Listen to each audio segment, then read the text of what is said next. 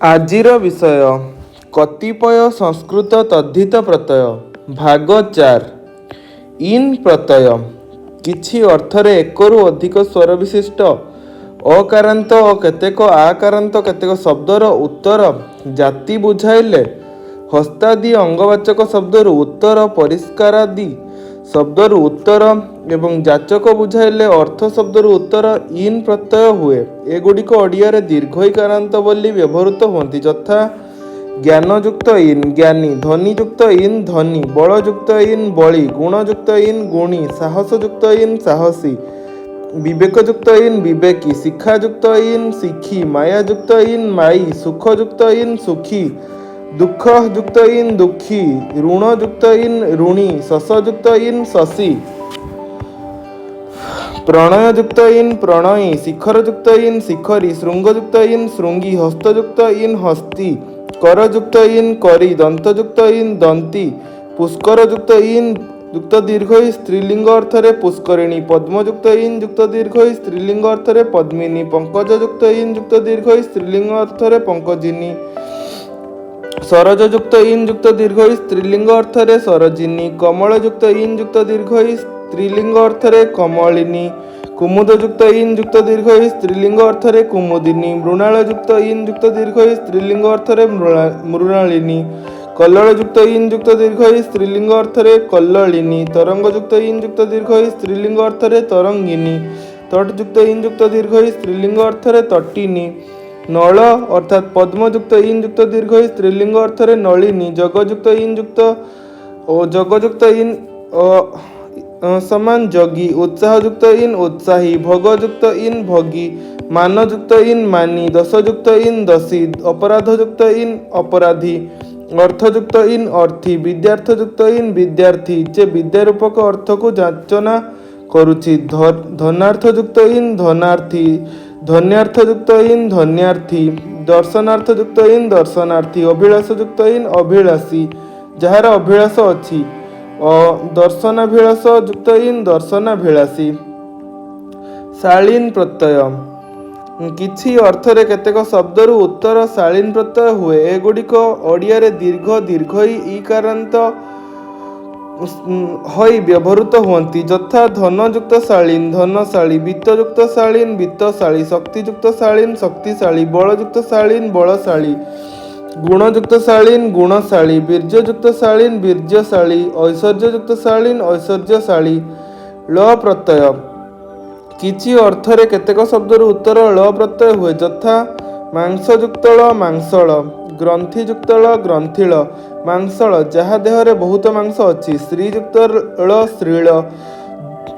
ପକ୍ଷ୍ମଯୁକ୍ତ ଳ ପକ୍ଷ୍ମଳ, ଶୀତଯୁକ୍ତ ଳ ଶୀତଳ, ଶ୍ୟାମଯୁକ୍ତ ଳ ଶ୍ୟାମଳ, ପିଙ୍ଗଯୁକ୍ତ ଳ ପିଙ୍ଗଳ, ମୃଦୁଯୁକ୍ତ ଳ ମୃଦୁଳ, ମଞ୍ଜୁଯୁକ୍ତ ଳ ମଞ୍ଜୁଳ, ଚଟୁଯୁକ୍ତ ଳ ଚଟୁଳ,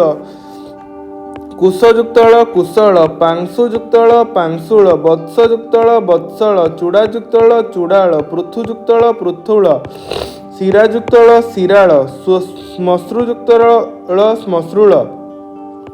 ଚର୍ବିଯୁକ୍ତ ଳ ଚର୍ବିଳ, ମେଦଯୁକ୍ତ ଳ ମେଦଳ। ଳ ପ୍ରତ୍ୟୟ ଇଳ ପ୍ରତ୍ୟୟ କିଛି ଅର୍ଥରେ କେତେକ ଶବ୍ଦରୁ ଉତ୍ତର ଇଳ ପ୍ରତ୍ୟୟ ହୁଏ, ଯଥା ଫେନଯୁକ୍ତ ଇଳ ଫେନିଳ, ପିଛଯୁକ୍ତ ଇଳ ପିଛିଳ, ପଙ୍କଯୁକ୍ତ ଇଳ ପଙ୍କିଳ, କଙ୍କରଯୁକ୍ତ ଇଳ କଙ୍କରିଳ, ଜଟାଯୁକ୍ତ ଇଳ ଜଟିଳ। ପ୍ରତ୍ୟେକରୁ ପ୍ରମାଣିତ ହୁଏ ଯେ ପୂର୍ବେ ଜଟିଳ ଶବ୍ଦ ଦ୍ୱାରା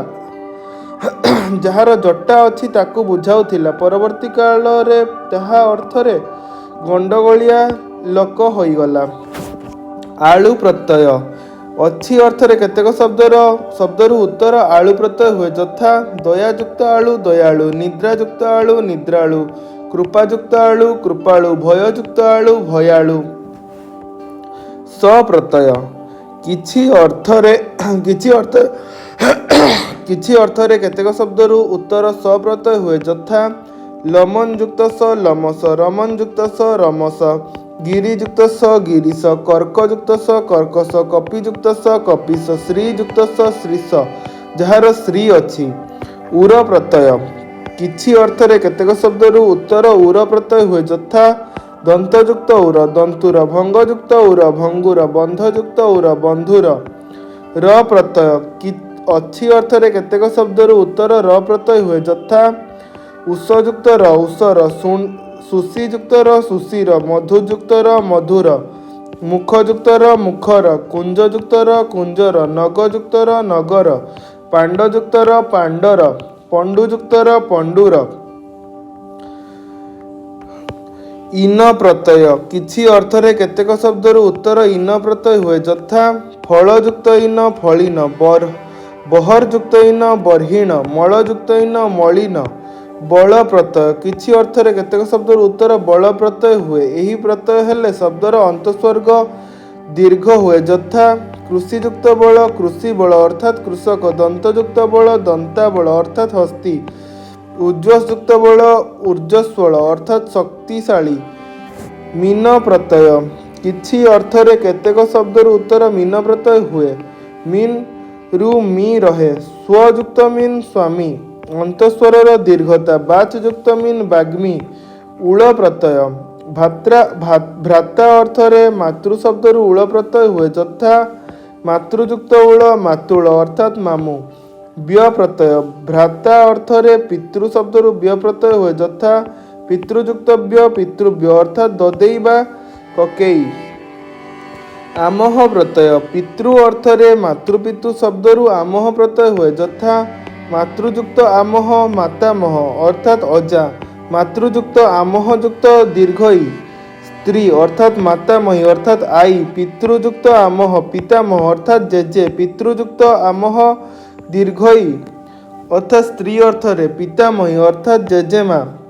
ପ୍ରମାତା ଯୁକ୍ତ ଆମଃ ପ୍ରମାତାମହ ଅର୍ଥାତ୍ ଅଜାଙ୍କ ବାପା, ପ୍ରପିତୃ ଯୁକ୍ତ ଆମଃ ପ୍ରପିତାମହ ଅର୍ଥାତ୍ ଜେଜେଙ୍କ ବାପା, ପ୍ରମାତୃ ଯୁକ୍ତ ଆମଃ ଯୁକ୍ତ ଦୀର୍ଘଇ ଅର୍ଥାତ୍ ସ୍ତ୍ରୀ ଅର୍ଥରେ ପ୍ରମାତାମହୀ ଅର୍ଥାତ୍ ଅଜାଙ୍କ ମା, ପ୍ରପିତୃ ଯୁକ୍ତ ଆମଃ ଯୁକ୍ତ ଦୀର୍ଘଇ ସ୍ତ୍ରୀ ଅର୍ଥରେ ଅର୍ଥାତ୍ ପ୍ରପିତାମହୀ ଅର୍ଥାତ୍ ଜେଜେମାଙ୍କ ମା। କଳ୍ପ ପ୍ରତ୍ୟକ୍ଷ ଈଷତ୍ ନ୍ୟୁନ ଅର୍ଥାତ୍ ପ୍ରାୟ ତୁଲ୍ୟ, ଏହି ଅର୍ଥରେ କଳ୍ପ ପ୍ରତ୍ୟୟ ହୁଏ, ଯଥା ପିତୃଯୁକ୍ତ କଳ୍ପ ପିତୃକଳ୍ପ, ମାତୃଯୁକ୍ତ କଳ୍ପ ମାତୃକଳ୍ପ, ଋଷିଯୁକ୍ତ କଳ୍ପ ଋଷିକଳ୍ପ, ଗୁରୁଯୁକ୍ତ କଳ୍ପ ଗୁରୁକଳ୍ପ, ଭାତୃଯୁକ୍ତ କଳ୍ପ ଭାତୃକଳ୍ପ, ବିଦ୍ୱସ୍ ଯୁକ୍ତ କଳ୍ପ ବିଦ୍ୱତ୍ କଳ୍ପ, ଇନ୍ଦ୍ରଯୁକ୍ତ କଳ୍ପ ଇନ୍ଦ୍ରକଳ୍ପ, ମୃତଯୁକ୍ତ କଳ୍ପ ମୃତକଳ୍ପ। ଠ ପ୍ରତ୍ୟୟ କୁଶଳ ଅର୍ଥରେ କର୍ମନ୍ ଶବ୍ଦରୁ ଠ ପ୍ରତ୍ୟୟ ହୁଏ, ଯଥା କର୍ମନ୍ ଯୁକ୍ତ ଠ କର୍ମଠ। ବତ୍ ପ୍ରତ୍ୟୟ ସାଦୃଶ୍ୟ ବୁଝାଇଲେ ଶବ୍ଦରୁ ଉତ୍ତର ବତ୍ ପ୍ରତ୍ୟୟ ହୁଏ, ଯଥା ଚନ୍ଦ୍ରଯୁକ୍ତ ବତ୍ ଚନ୍ଦ୍ରବତ୍ ଅର୍ଥାତ୍ ଚନ୍ଦ୍ର ପରି, ପିତୃଯୁକ୍ତ ବତ୍ ପିତୃବତ୍, ମାତୃଯୁକ୍ତ ବତ୍ ମାତୃବତ୍, ରାଜନ୍ଯୁକ୍ତ ବତ୍ ରାଜବତ୍, ଆତ୍ମନ୍ଯୁକ୍ତ ବତ୍ ଆତ୍ମବତ୍, ଗୃହଯୁକ୍ତ ବତ୍ ଗୃହବତ୍, ଶ୍ମଶାନଯୁକ୍ତ ବତ୍ ଶ୍ମଶାନବତ୍, ପୁଂସଯୁକ୍ତ ବତ୍ ପୁଂବତ୍। 32 ସ୍ଥାନ ଓ ସ୍ଥାନୀୟ ପ୍ରତ୍ୟୟ ତୁଲ୍ୟ ଅର୍ଥରେ କେତେକ ଶବ୍ଦରୁ ଉତ୍ତର ସ୍ଥାନ ଓ ସ୍ଥାନୀୟ ପ୍ରତ୍ୟୟ ହୁଏ, ଯଥା ସ୍ଥାନ ପ୍ରତ୍ୟୟ ପିତୃଯୁକ୍ତ ସ୍ଥାନ ପିତୃସ୍ଥାନ, ମାତୃଯୁକ୍ତ ସ୍ଥାନ ମାତୃସ୍ଥାନ, ଭାତୃଯୁକ୍ତ ସ୍ଥାନ ଭାତୃସ୍ଥାନ, ରାଜନ୍ଯୁକ୍ତ ସ୍ଥାନ ରାଜସ୍ଥାନ। ସ୍ଥାନୀୟ ପ୍ରତ୍ୟୟ ପିତୃଯୁକ୍ତ ସ୍ଥାନୀୟ ପିତୃସ୍ଥାନୀୟ, ମାତୃଯୁକ୍ତ ସ୍ଥାନୀୟ ମାତୃସ୍ଥାନୀୟ, ଭାତୃଯୁକ୍ତ ସ୍ଥାନୀୟ ଭାତୃସ୍ଥାନୀୟ, ଗୁରୁଯୁକ୍ତ ସ୍ଥାନୀୟ ଗୁରୁସ୍ଥାନୀୟ। ଜାତୀୟ ପ୍ରତ୍ୟୟ ଜାତୀୟ ଅର୍ଥରେ କେତେକ ଶବ୍ଦରୁ ଉତ୍ତର ଜାତୀୟ ପ୍ରତ୍ୟୟ ହୁଏ, ଯଥା ବ୍ରାହ୍ମଣ ଯୁକ୍ତ ଜାତୀୟ ବ୍ରାହ୍ମଣ ଜାତୀୟ, କ୍ଷତ୍ରିୟ ଯୁକ୍ତ ଜାତୀୟ କ୍ଷତ୍ରିୟ ଜାତୀୟ, ସ୍ୱଯୁକ୍ତ ଜାତୀୟ ସ୍ୱଜାତୀୟ, ବଣିଜ ଯୁକ୍ତ ଜାତୀୟ ବଣିକ ଜାତୀୟ। ବି ଅର୍ଥାତ୍ ଭିନ୍ନ ଯୁକ୍ତ ଜାତୀୟ ବିଜାତୀୟ, ଏକଯୁକ୍ତ ଜାତୀୟ ଏକ ଜାତୀୟ, ସମାନ ଯୁକ୍ତ ଜାତୀୟ ସଜାତୀୟ ଅର୍ଥାତ୍ ମାନର ଲୋପ ଘଟିଥାଏ। ଆୟନ ପ୍ରତ୍ୟୟ ଜାତ ଅର୍ଥରେ କେତେକ ଶବ୍ଦରୁ ଉତ୍ତର ଆୟନ ପ୍ରତ୍ୟୟ ହୁଏ, ଯଥା ଦ୍ୱୀପଯୁକ୍ତ ଆୟନ ଦ୍ୱୀପାୟନ, ଯିଏ ଦ୍ୱୀପରେ ଜାତ ଅର୍ଥାତ୍ ବ୍ୟାସ। ତିକ୍ ଯୁକ୍ତ ପ୍ରତ୍ୟୟ ସ୍ୱାର୍ଥରେ କେତେକ ଶବ୍ଦରୁ ଉତ୍ତର ତିକନ୍ ପ୍ରତ୍ୟୟ ହୁଏ, ତିକନ୍‌ରୁ ତିକ୍ ରହେ, ଯଥା ମୃଦ୍ ଯୁକ୍ତ ତିକ୍ ଯୁକ୍ତ ଆ ସ୍ତ୍ରୀଲିଙ୍ଗ ଅର୍ଥରେ ମୃତ୍ତିକା, କୃତ୍ ଯୁକ୍ତ ତିକ୍ ଯୁକ୍ତ ଆ ସ୍ତ୍ରୀଲିଙ୍ଗ ଅର୍ଥରେ କୃତିକା। ତନ୍ ପ୍ରତ୍ୟୟ ସ୍ୱାର୍ଥରେ କେତେକ ଶବ୍ଦରୁ ଉତ୍ତର ତନ୍ ପ୍ରତ୍ୟୟ ମଧ୍ୟ ହୁଏ, ଯଥା ନବଯୁକ୍ତ ତନ୍ ଅର୍ଥାତ୍ ନୂତନ କିମ୍ବା ନିପାତନ ସିଦ୍ଧ। ତା ଯୁକ୍ତ ପ୍ରତ୍ୟୟ ସ୍ୱାର୍ଥରେ କେତେକ ଶବ୍ଦରୁ ଉତ୍ତର ତା ପ୍ରତ୍ୟୟ ହୁଏ, ଯଥା ଦେବଯୁକ୍ତ ତା ଦେବତା, समूहार्थक प्रत्यय समूहार्थरे शब्दर उत्तर ज युक्तता कांड प्रभृतिर प्रत्यय हुए यथा ज प्रत्यय वन युक्त ज युक्त बन्या अर्थात जल समूह बात युक्त ज युक्त बात्या अर्थात पवन समूह ता प्रत्यय जन युक्तता जनता अर्थात जन समूह देव युक्तता देवता अर्थात देव समूह सहाय युक्तता सहायता सहाय समूह कांड युक्त प्रत्यय कर्मकांड कर्मयुक्त कांड अर्थात कर्मकांड अर्थात कर्म समूह ज्ञान युक्त कांड ज्ञान कांड अर्थात ज्ञान समूह अवयव अर्थरे संख्यावाचक शब्दर उत्तर तद्धित प्रत्यय अवयव अर्थरे संख्यावाचक शब्द मानकर उत्तर तय प्रत्यय हुए यथा चतुरयुक्त तय चतुष्टय जार चारिटी अवयव अच्छी पंचयुक्त तय पंचतय सहस्रयुक्त तय सहस्रतय शतयुक्त तय शततय अवयव अर्थरे दुई त्री एही दुई शब्दरु त्रय बा अय विकल्पे होइଥାଏ यथा दुई युक्त त्रय द्वितय त्रियुक्त तय त्रितय दुई युक्त अय द्वय त्रियुक्त अय त्रय अवयव अर्थरे उभ शब्दरु उत्तर य प्रत्यय हुए यथा उभयुक्त य उभय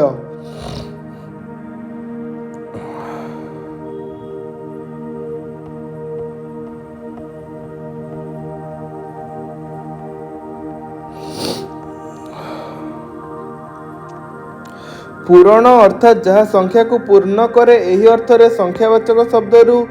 उत्तर तद्धित प्रत्यय पूरण अर्थरे दुई और त्रि शब्द उत्तर त्रि प्रत्यय हुए यथा दुई युक्त तीय द्वितीय त्रियुक्त तीय तृतीय अर्थात त्रि एठारे त्रु होइछि पूरण अर्थरे चतुर और सस शब्दरु उत्तर थ प्रत्यय हुए यथा चतुर युक्त थ चतुर्थ सस युक्त त षष्ठ पूरण अर्थरे पंचन प्रवृत्ति न कारांत शब्दरु उत्तर म प्रत्यय हुए म प्रत्यय हेले अंत्य म कार लोप हुए यथा पंचम युक्त म पंचम सप्तम युक्त म सप्तम अष्टम युक्त म अष्टम नवम युक्त म नवम दशम युक्त म दशम न कारांत संख्यावाचक शब्दर पूर्वरे अन्य संख्यावाचक शब्द थिले सेथिर उत्तर म प्रत्यय न होई अप्रत्यय हुए एवं अंत्य वर्णर लोप हुए यथा एकादशम युक्त एकादश द्वादशम युक्त द्वादश त्रयोदशम युक्त त्रयोदश चतुर्दशम युक्त चतुर्दश पंचदशम युक्त पंचदश षोडशम युक्त षोडश सप्तदशम युक्त सप्तदश अष्टादशम युक्त अष्टादश नवदशम युक्त नवदश पूर्ण अर्थरे विंशति त्रिंशत् प्रभृति शब्दर उत्तम तम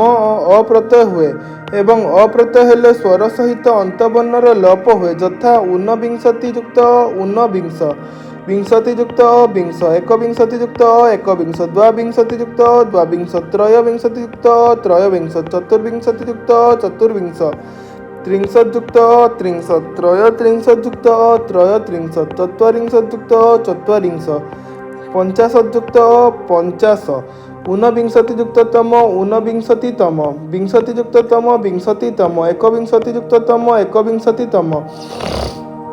द्वाविंशतियुक्ततम द्वाविंशतम त्रयोविंशतियुक्ततम त्रयोविंशतितम चतुर्विंशतियुक्ततम चतुर्विंशतम त्रिंशद्युक्ततम त्रिंशतम त्रयत्रिंशद्युक्ततम त्रयत्रिंशतम